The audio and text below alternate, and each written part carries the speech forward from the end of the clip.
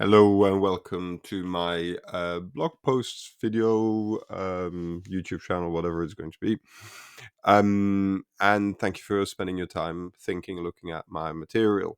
I will try to keep it as interesting as possible. And as you can see from my liking for the dusk and polarized lenses, I am on the neurodivergence side of the spectrum. However, I think it can make for a very entertaining storytelling side. And I hope I will regale you with my explanations of how I understand the dot theory to work. Now, the first thing is welcome to the website because it is a piece of love. Secondly, I am going to be making little cuts in these videos. I'll try to minimize them as much as possible because they are like a process that one goes through, but there is a lot of structure behind it. So sometimes I feel the need to go back to some information, but also have a drink of water and have a play with the dogs, which will happen regularly, I'm sure. So, in this particular episode, which is my opening episode of All Things Dot Theory and the website in general, I have a slide called I do like to make sure that information is audible and well understood, and hopefully this material will do that for everybody. So we're going to be discussing the dot theory itself, which may seem very, very complicated. I apologize. That's because of the terminologies. That's because the terminologies themselves, they explain very complex concepts that not many people think about, don't need to think about either. Because it is so far removed from the lived experience and how we go through life on the day to day that most people never really think about it or get to think about it in a certain way, because it is a luxury that one has to have a lot of time and education for. So there is a lot of complexity here, as it says in the website. The call comes with an apology. It looks like that. I will try to make it understandable as much as possible, and I'll do my very best. Straight in with the meaning of the theory. So the problem is that for anybody who understands the idea of a general unified theory or a theory of everything, it is basically the equation of equations. It's where Einstein and Newton elevated our understanding of our relationship with reality.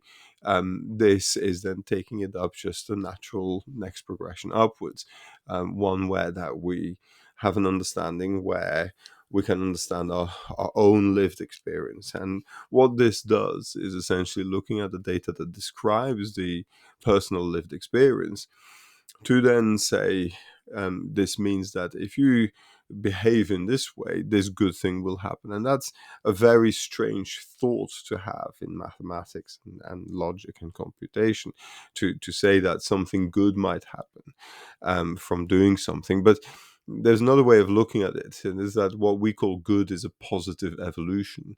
But of course, a positive evolution is a retrospective evaluation. It's something that you can only call positive because the alternative was negative. So, in short, our notion of a positive evolution, let's say an improvement in sickness, for example, or even the improvement of a headache, um, it would be then the positive evolution of a person who had very similar circumstances to yours and very similar conditions to yours, who did a certain thing that improved those symptoms most significantly, most quickly, most cheaply, and therefore most effectively. And it takes the information that describes and defines the way that that person acted and the treatments that they received, the medications, the actions they undertook, the changes in diet they undertook, that became the recipe of success for that particular type of scenario. And all based on the usage of data of descriptions of people most like you. So it's really by harvesting the value of similarity and understanding it as similarity rather than as an otherness, which comes to the core of this theory, you start to understand very quickly that there are opportunities here to look at information differently, to stimulate my neurons and gets me to think in these kind of circumstances. I find it useful, but use sparingly, of course, kids. Now, Long story short is that the physics equation, the one that a lot of people will refer to as the evolution on E/mc square, which is, of course, the most accessible understanding that most people have of the theory of general relativity. But of course, the intimate understanding and implications in terms of quantum physics is not understood by most people. Although, thanks to channels like YouTube, there has been a massive increase in the understanding and awareness of the subject. Because, in essence, itself, it's not that difficult to understand if you accept simply that mathematics is a language, it's a tool, it's a way to describe reality in the same way as a painter uses oil and canvas to describe reality through their eyes. Now, mathematics is the medium. It is the paint and the canvas. It's not the artwork. The artwork, ironically, is actually the executions of these equations, and because these equations describe the physical movements of reality, we're basically looking at understanding why things are experienced the way that they are. And that goes to a very, very intimate, very, very core principle of understanding who we are as human beings. And therefore, it bears to think just for a second, for example, that to somebody born at the time of Newton, there wouldn't be this sense of physicality and objectivity, things being what they are. And when you look at the medicine of the time, it's very miasmic, it is very ectoplasmic, it has this kind of ghost like fluid quality in the humors and the airs. There was a lot around smells and smelling salts, etc. Now, the point being that, okay, one of the derivative qualities of that was like bacteriology, but the point is that the understanding of it at the time didn't have that Newtonian objective quality as things being objects that fall at predictable space times. Things weren't predictable before that. They were being noticed as having rhythms, but they weren't understood to fall, fly, move in ways that are controllables. And from that came an enormous advance with ultimately moving into the Industrial Revolution by virtue of describing the movement of objects. Then with Einstein, that changed radically again, where that we then said that reality is not just objects, like Newton was describing, but actually they're objects that relate to one another. They have a codependency, they have a relationship, one that is as simple as, for example, the gravity of my table, myself, to Earth. And so that relationship is one that is baffling in a way. It is quite hard to understand why there is such a relationship present. Why does it exist? And that, of course, then gets deeply philosophical, and you start getting into theories around the emergence of consciousness and how we understand reality. But ultimately, this is about understanding reality and the mathematics that describes it, and the mathematics that we use to describe it. And these are accepted theories. There's nothing woo-woo or complicated about it. It's just that because we start looking at things like data load and data capacity and individuals' ability to process, for example, a physical load in physical training or a change in nutritional diet, there is a significant need to be aware and familiar with what data load really means. And spins are simply devices, means by which that we describe the movements of reality and the behaviors of reality mathematically. They're the oil and the medium of the mathematician. So what I'm basically doing with this theory is saying, no, leave the way we paint as it currently is.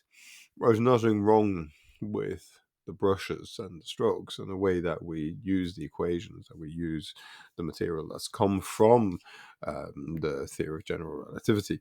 But let's change the paint, essentially changing the medium, meaning that it then starts to have a different meaning.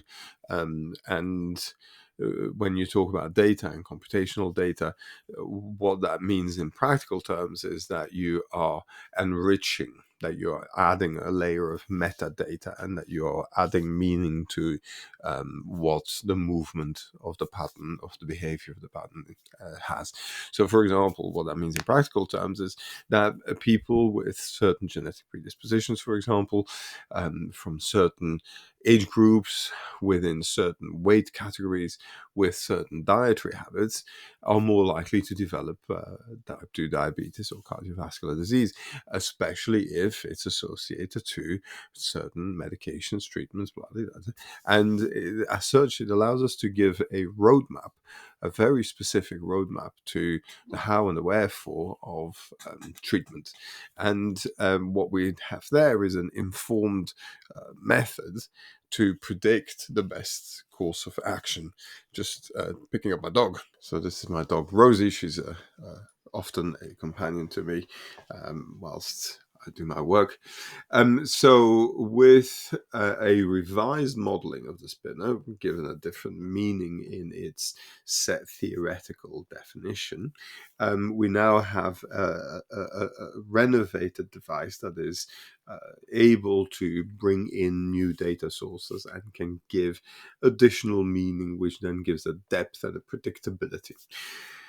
In essence, what it is basically saying is that we are going to predict the future of a particular pattern of behaviors, of something happening, based on looking at the information that we have of other things like it happening in the past.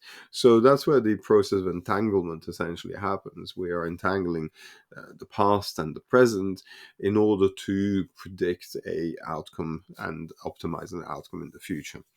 And there are a lot of implications. There are a lot of complications in people's esteemed expectations.